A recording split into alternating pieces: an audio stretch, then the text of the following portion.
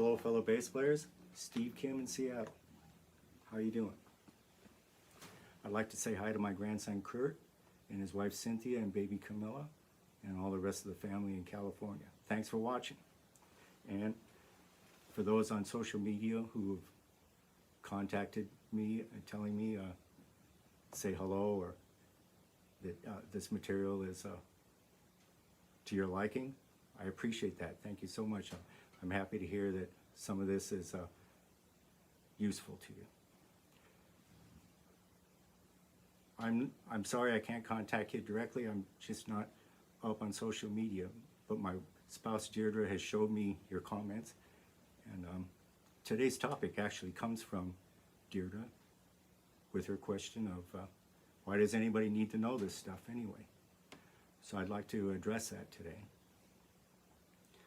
Remember, we're talking about the fingerboard, and one really important thing that keeps coming up on the fingerboard is that this concept. Something will stay the same and then something will change. Conversely, the thing that stayed the same will change and the thing that changed will stay the same. So let's demonstrate that with the major scale. So I'm going to use the same fingering, but I'm going to change locations on the fingerboard.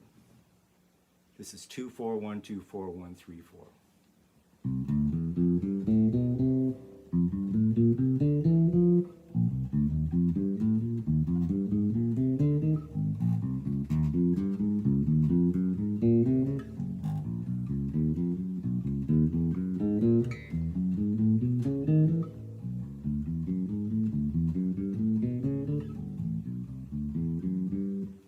Fingering stayed the same, location changed.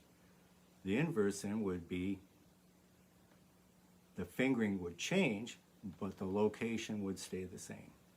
Now on a 4-string bass, this doesn't quite strictly work out. If you have a 5-string, you can do this strictly.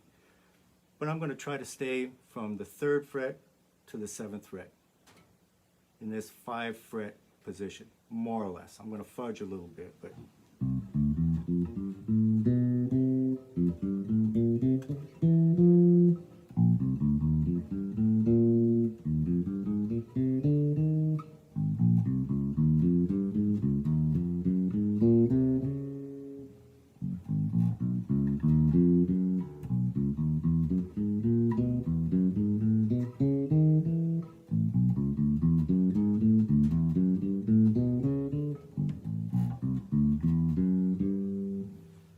fingering stayed the same.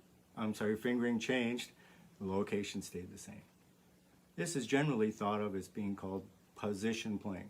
And position playing has a lot to offer for us.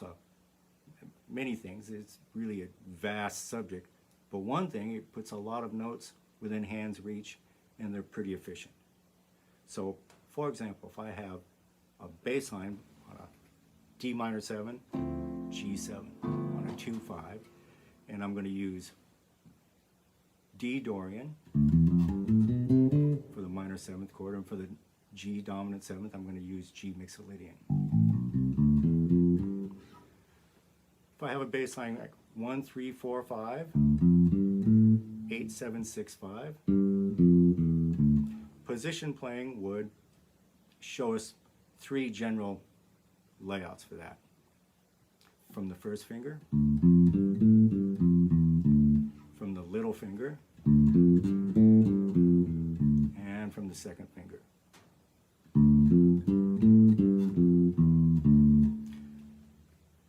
Now, position playing is great, and a lot of things are possible, and a lot of problems are solved. But it's not superior. It's just another way to look at the fingerboard. Some things are just way easier to do, not in position.